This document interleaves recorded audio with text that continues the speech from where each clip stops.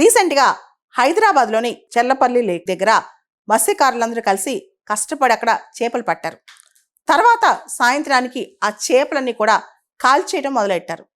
అక్కడ అందరికి డౌట్ వచ్చింది, ఇంత కష్టపడి చేపలు పట్టారు, మత్స్యకారులందరూ మళ్ళా ఎందుకు అవి కాల్ చేస్తున్నారని చెప్పి. అయితే అవన్నీ కూడా డెవిల్ ఫిషెస్ అన్నమాట, రాకాసి చేపలంట. అసలు ఈ రాకాసి చేపలు, డెవిల్ ఫిషెస్ అనేవి ఇప్పుడు ఈ థ్రెట్ బాగా పెరిగిపోయింది. అసలు ఏంటి ఫిషెస్ ఒకసారి చూద్దాం. యాక్చువల్లీ ఇవన్నీ కూడా ఆర్నమెంటల్ ఫిషెస్ అనుకోవచ్చు. అంటే ఎక్వేరియంస్లో ఇలా పెద్ద పెద్ద షో పీసెస్ లాగా వాడతారనమాట ఆర్నమెంటల్ ఫిషెస్. యాక్చువల్గా వీటి పేరు ఆర్మర్డ్ సెయిల్ఫిన్ క్యాట్ ఫిష్ అనమాట. వీటిని మనం లాటిన్ అమెరికా నుంచి తెచ్చుకున్నాం. ఎందుకంటే చూడటానికి బాగుంటాయి, అంటే ఆర్నమెంటల్గా ఇవి ఎక్వేరియంస్లో వాటిలో వాడుతుంటాం అనమాట.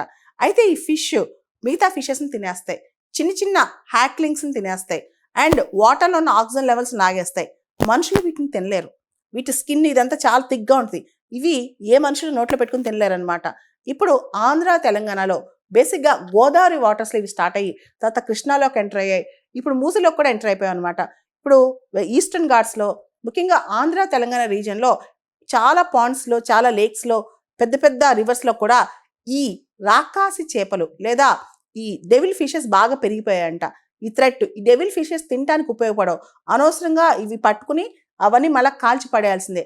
ఇవి మిగతా చేపలు తింటాం, ఇవి ఈవెన్ వలలను కూడా కొరికేయటం, ఇవన్నీ వద్దురా బాబు అని చెప్పి వీటిని నేల మీద వదిలేశారనుకోండి ఇవి చచ్చిపోతాయని చెప్పి. జనరల్గా ఫిషెస్ వాటర్లో తీసేస్తే ఎక్కువసేపు నేల మీద బతకో, కానీ వదిలేస్తే ఇవి మళ్ళీ నేల మీద నడుచుకుంటూ నడుచుకుంటూ మళ్ళీ వాటర్లోకి వెళ్తాయంట.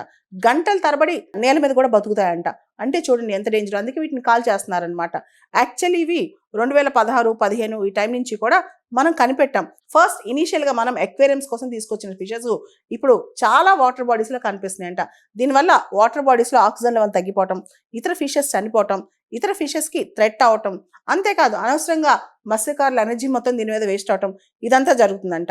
యాక్చువల్లీ మన ఏదైనా ఇన్వేజివ్ స్పీసీస్ అనేది, ముఖ్యంగా ఈ వాటర్ బాడీస్లో దొరికే స్పీసీస్ అనేవి అనేక మార్గాల ద్వారా అనేక దేశాలకు వస్తుంటాయి అన్నమాట. ఒక్కోసారి మనం తెచ్చుకుంటాం కొన్ని అవసరాల కొద్దీ. మనం ఆంధ్ర తెలంగాణలో చూస్తే 152 ఫ్రెష్ వాటర్ స్పీషీస్ ఉన్నాయి. ఇప్పుడు ఈ ఫ్రెష్ వాటర్ స్పీషీస్కి ఈ ఇన్వేజివ్ స్పీసీస్ ఏదైతే ఆర్మ్డ్ సెయిల్ఫిన్ క్యాట్ ఫిష్ ఉందో ఇవి చాలా థ్రెట్ అయ్యాయి అన్నమాట. యాక్చువల్లీ మామూలుగా పడవల్లో కూడా పెద్ద పెద్ద నౌకల్లో బ్యాలెన్స్ మెయింటైన్ చేయడానికి కొన్ని వాటర్ క్యారీ చేస్తారనమాట. ఆ వాటర్ని బలాస్ట్ వాటర్ అంటాం. అంటే పెద్ద పెద్ద నౌకలు సముద్రాల్లో వచ్చేటప్పుడు కొన్ని వాటర్ క్యారీ చేస్తూ ఉంటారనమాట. ఆ వాటర్ని మనం బలాస్ట్ వాటర్ అంటుంటాం. అయితే ఈ వాటర్లో కూడా కొన్ని సీ క్రియేచర్స్ ఉంటాయి, కొన్ని ఆ దేశాలకు సంబంధించిన ఈ ఫిషెస్ కానీ చిన్న చిన్న స్నేల్స్ కానీ ఇలాంటివన్నీ ఉంటాయి అన్నమాట. అయితే ఒక దేశం నుంచి ఇంకో దేశానికి ఈ పెద్ద పెద్ద పడవల ద్వారా కూడా ఒక్కొక్కసారి ఈ క్రియేచర్స్ వస్తూ ఉంటాయి అన్నమాట. వీటికి సంబంధించి బెలాస్ట్ వాటర్ మేనేజ్మెంట్ కన్వెన్షన్ అని చెప్పి ఒక కన్వెన్షన్ కూడా ఉంది. ఏదైతే ఇలా ఒక్క దేశం నుంచి ఇంకో దేశానికి నౌకల ద్వారా అనుకోకుండా అన్ఇంటెన్షనల్గా ఆ వాటర్ నుంచి ఈ వాటర్కి వచ్చే ఫిషెస్ గురించి కానీ ఏదైనా ఈ లివింగ్ ఆర్గానిజమ్స్ గురించి కానీ ఒక కన్వెన్షన్ కూడా ఉందన్నమాట.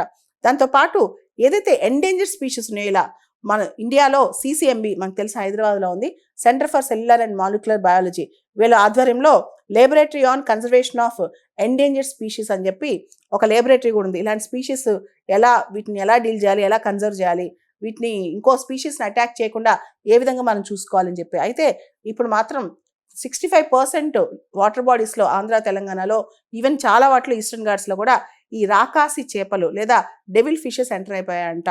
సో ఈ ఫిషెస్ ఏం చేస్తాయి, చిన్న చిన్న ఫిషెస్ని తినేయటం, వేరే ఫిషెస్ని అటాక్ చేయటం, అండ్ ఈ ఫిషెస్ ఫుడ్ లేకుండా చేయటం, అక్కడ ఆహారం మొత్తం ఇవే తీసుకోవటం, అక్కడ నెట్స్ని కొరికేయటం, తీసుకొచ్చి భూమి మీద వదిలిపెడితే భూమి మీద నడుచుకుంటూ వెళ్ళి మళ్ళీ నీళ్ళలో వెళ్ళటం, మళ్ళీ థ్రెట్ క్రియేట్ చేయటం, ఇవన్నీ చేస్తున్నాయంట. దాంతో చాలామంది మత్స్యకారులు ఎవరైతే వీటిని బారిన పడ్డారో, అంటే వీళ్ళు వలలు వేసి పట్టుకున్నారో, వాటిని ఏమీ చేయలేక చివరికి వాటిని కాల్ చేసేస్తున్నారు అనమాట. కాల్ చేసి వాళ్ళ ఎనర్జీ మొత్తం వేస్ట్ అయిపోయింది, అండ్ అక్కడ ఆ వాటర్ బాడీస్లో ఫిష్ దొరకకుండా అయిపోతుందని కూడా వాళ్ళు వాపోతున్నారు.